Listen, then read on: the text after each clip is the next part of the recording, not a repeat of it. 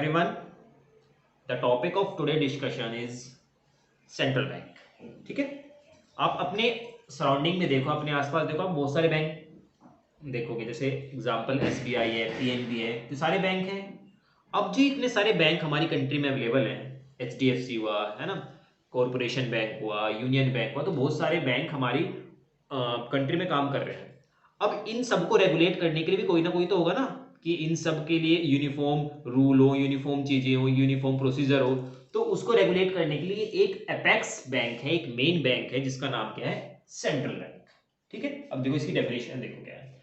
Central bank is an apex institution that control, operate, regulate और direct the entire banking system और entire monetary system of a country. हमारी country में जितना भी monetary system है, जो भी हमारा बैंकिंग सिस्टम है, उस बैंकिंग सिस्टम को रेगुलेट करने का काम, उस बैंकिंग सिस्टम को चलाने का काम, उस बैंकिंग सिस्टम को मैनेज करने का काम, उस बैंकिंग सिस्टम को गाइड करने का काम एक तरह से किसका है? सेंट्रल बैंक का. तो सेंट्रल बैंक एक मेन इंस्टीट्यूशन होता है किसी भी बैंकिंग सिस्टम का, किसी भी कंट्री का, जो कंट्री में जितनी भी हमारी बैंकिंग एक्टिविटी है, जो भी हमारी मॉनेटरी एक्टिविटी है, उनको रेगुलेट करता है. ठीक है, अब सेंट्रल बैंक अगर बात करें, मेरी इंडिया का सेंट्रल बैंक क्या है? क्या सभी पूरी वर्ल्ड का एक सेंट्रल बैंक होता है या हर कंट्री का अपना अलग सेंट्रल बैंक है? अगर मैं बात करूं इंडिया के सेंट्रल बैंक की, तो इंडिया का सेंट्रल बैंक वो है आरबीआई. इंडिया का सेंट्रल बैंक कौन है? RBI, reserve bank of India. The reserve bank of India is known as central bank for India. अगर बात करें कि इंडिया का सेंट्रल बैंक कौन है, जितने भी बैंक हमारे हैं, कौन कौन से बैंक? एसबीआई, पीएनबी, इनको बोलते हैं कमर्शियल बैंक.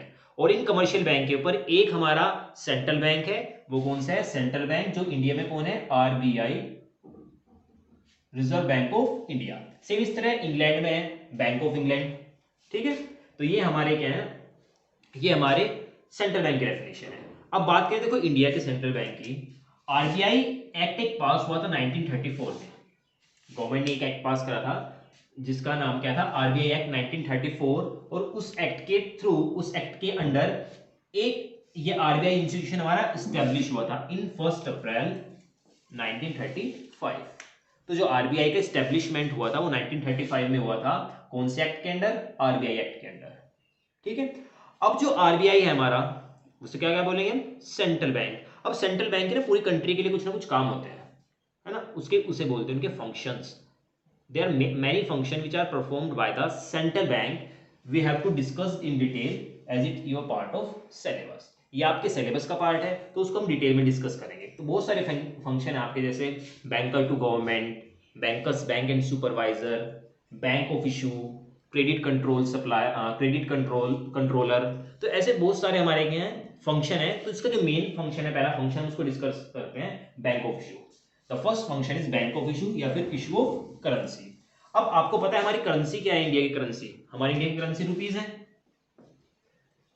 तो उस करेंसी को इशू कौन करता है? Central bank.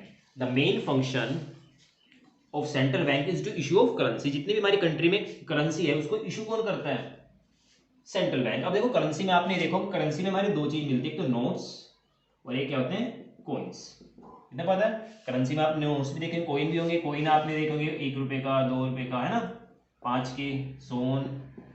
इस तरह नोट आपका होता है, 1 रुपए का नोट, 2 रुपए का नोट, 5 का भी आता है, 10 का भी आता है ना. तो इस तरह करके नोट भी आते हैं हमारे. तो इन नोट को छापने का काम, इन नोट को प्रेस करने का काम, इन नोट को इशू करने का काम किसका है? सेंट्रल बैंक का. ठीक है, अब देखो सेंट्रल बैंक करता क्या है? सेंट्रल बैंक 1 रुपए का नोट और सारे सिक्कों को छोड़ के, जितने भी कॉइन है, जितने भी कॉइन्स हमारे हैं, और जो भी 1 रुपए का नोट है, उसको तो हमारी कंट्री की फाइनेंस मिनिस्ट्री छापती है, उसको तो फाइनेंस मिनिस्ट्री बनाएगी. लेकिन 1 रुपए के नोट से अलावा जितने भी नोट हैं, 2000 का नोट, 500 का नोट, 200 का नोट, 100 का नोट, जितने भी नोट हैं हमारे, केवल किसका नोट छोड़ के? 1 रुपए का नोट छोड़ के, वो सारे कौन छापेगा? आरबीआई, हमारी कंट्री में. तो जो करेंसी छापने का काम है, करेंसी को इशू करने का काम है, वो किसका है? आरबीआई का. अब देखो जो आरबीआई नोट छापता है, वो मिनिमम रिजर्व सिस्टम के थ्रू छापता है. Minimum reserve system. Minimum reserve system क्या कहता है? आरबीआई को 200 करोड़ का रिजर्व क्रिएट करना पड़ता है. 200 करोड़ में से 115 करोड़ का तो होता है गोल्ड, और 85 करोड़ की होती है फॉरेन सिक्योरिटीज। आरबीआई को 200 करोड़ का क्या मेंटेन करना पड़ता है, रिजर्व, जिसमें से उसकी क्या होती है 115 करोड़ का गोल्ड और 85 करोड़ की फॉरेन सिक्योरिटी। उसके बाद वो नोट पब्लिश प्रेस कर सकते हैं, नोट को छाप सकते हैं।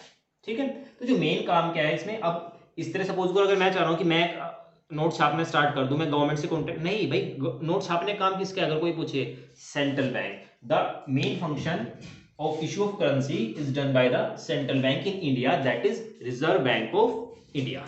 ठीक है, तो ये हमारा फर्स्ट फंक्शन है। अब देखो इससे क्या होगा, सारे नोट छापने किसको है, आरबीआई को, तो इससे सेम करेंसी में सर्कुलेशन वो बिल्कुल इजी रहता है, गवर्नमेंट इसको कंट्रोल करना इजी रहता है, गवर्नमेंट को मनी सप्लाई को कंट्रोल करना इजी रहता है। तो ये सारी जो भी करेंसी है वो छापने का काम किसका है, सेंट्रल बैंक का, ये आपका फर्स्ट फंक्शन है।